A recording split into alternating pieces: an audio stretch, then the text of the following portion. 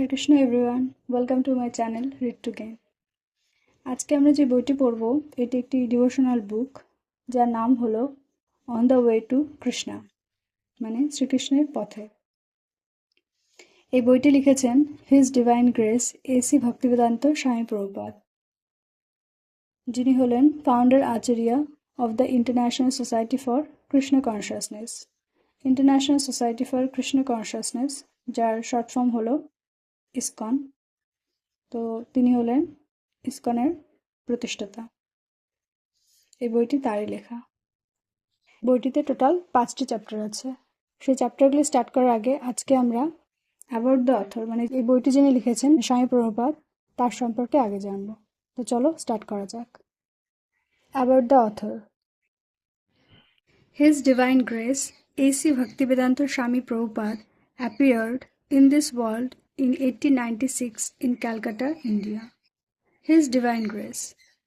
এই টার্মটি মেনলি ইসকনে যারা মহান আচার্য বা গুরুদেব আছেন তাদের ক্ষেত্রে ব্যবহার করা হয়।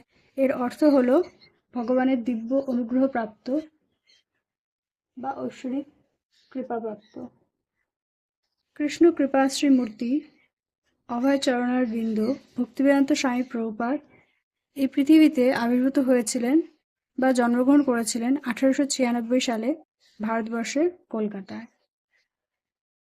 He first met his spiritual master Srila Bhaktisiddhanta Saraswati Goswami in Calcutta in 1922. তিনি তার আধ্যাত্মিক গুরু শ্রীল ভক্তিসিদ্ধান্ত সরস্বতী গোস্বামীর সাথে সাক্ষাৎ করেছিলেন প্রথমবার 1922 সালে কলকাতায়।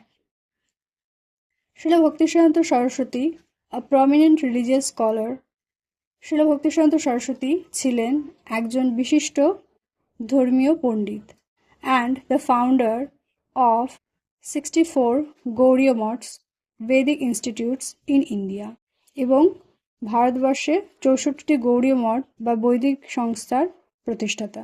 Like this educated young man and convinced him to dedicate his life to teaching Vedic knowledge.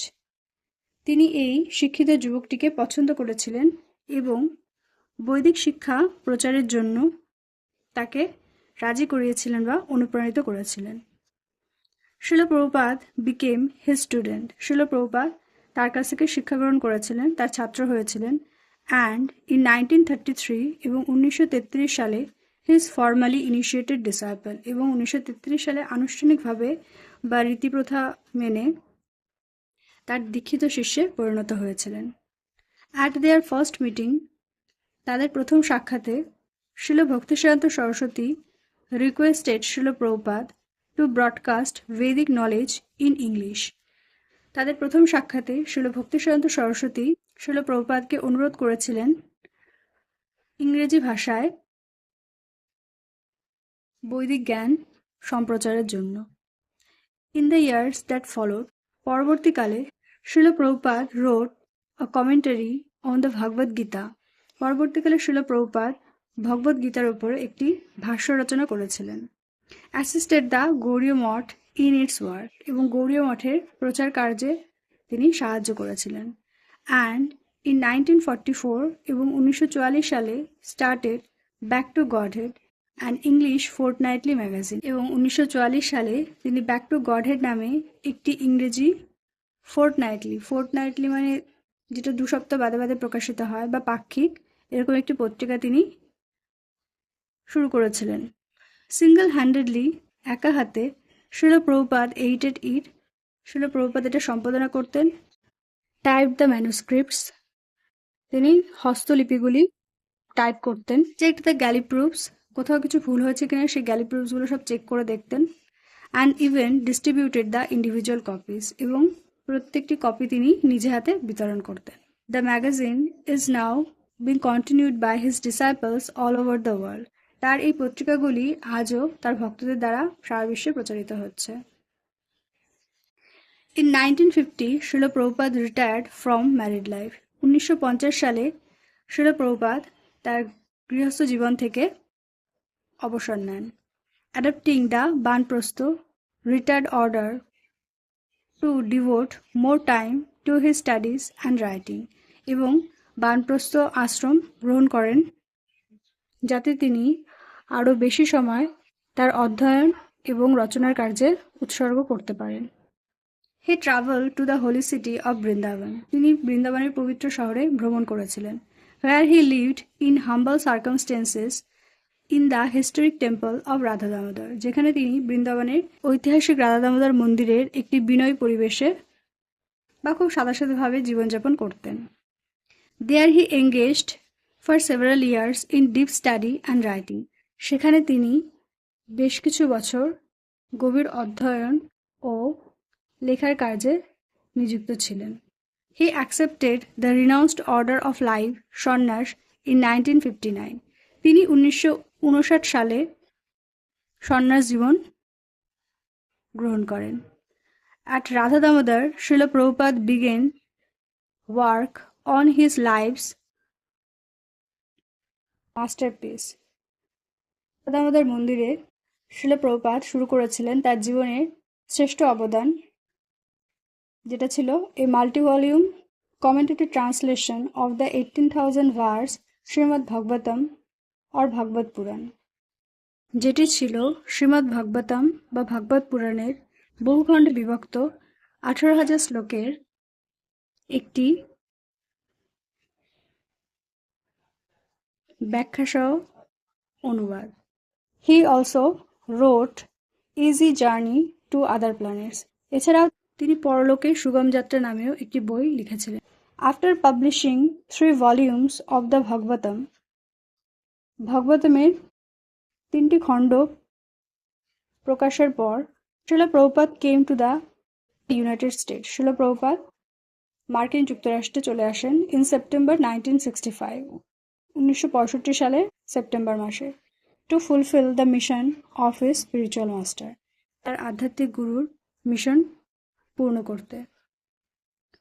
Subsequently, His Divine Grace wrote more than 50 volumes of authoritative commentated translations and summary studies of the philosophical and religious classics of India.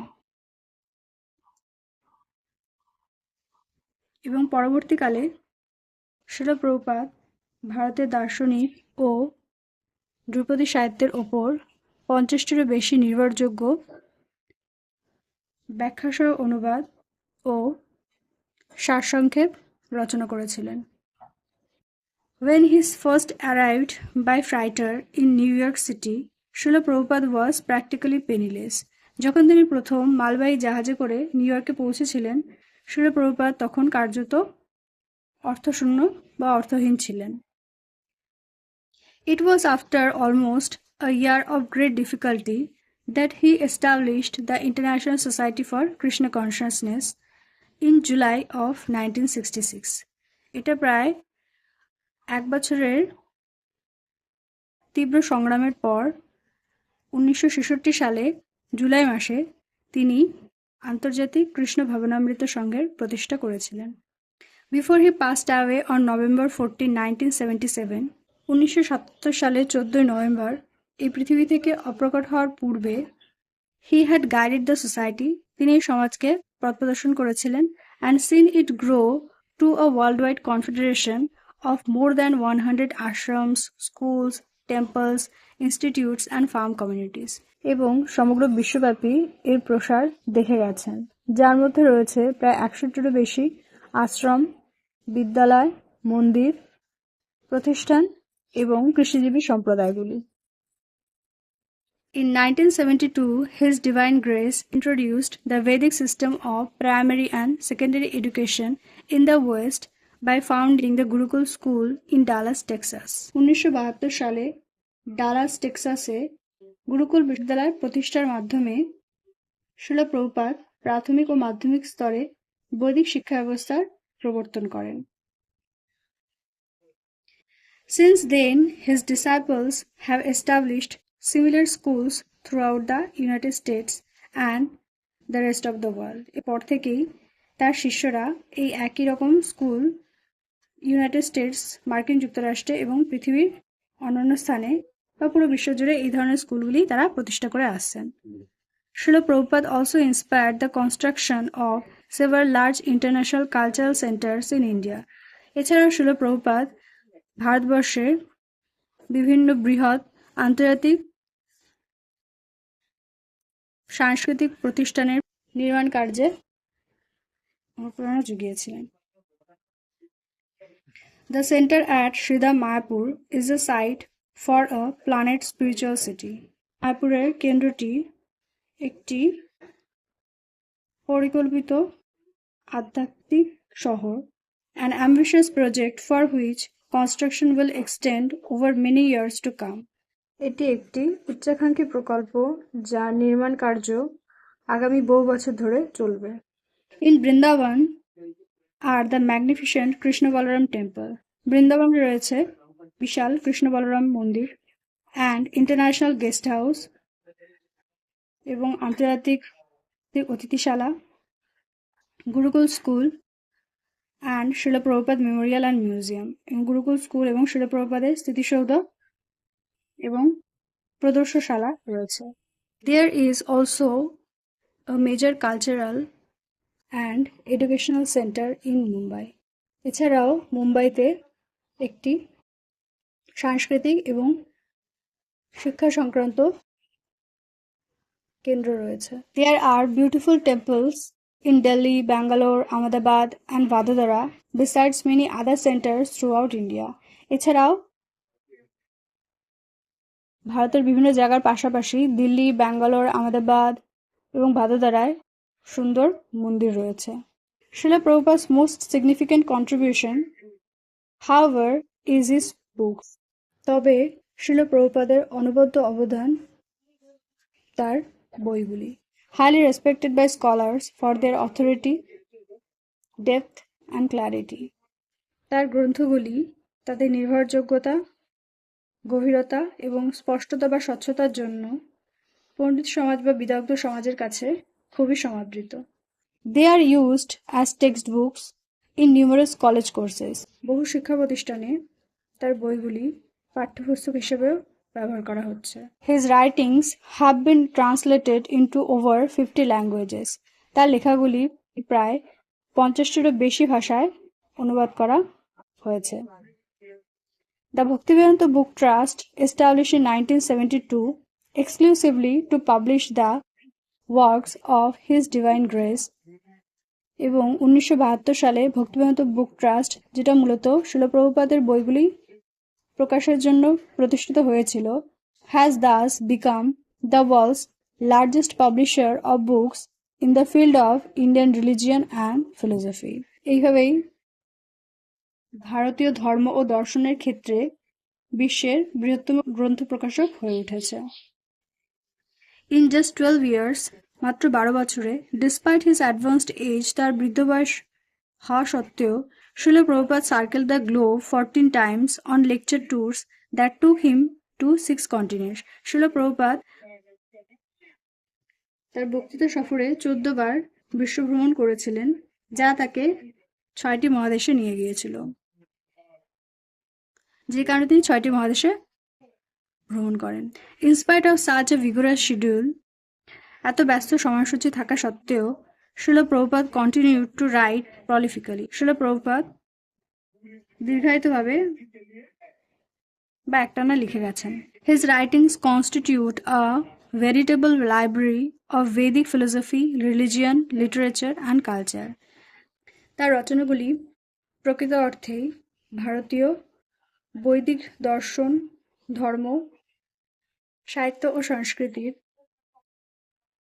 একটি গ্রন্থাগার প্রতিষ্ঠা করেছে।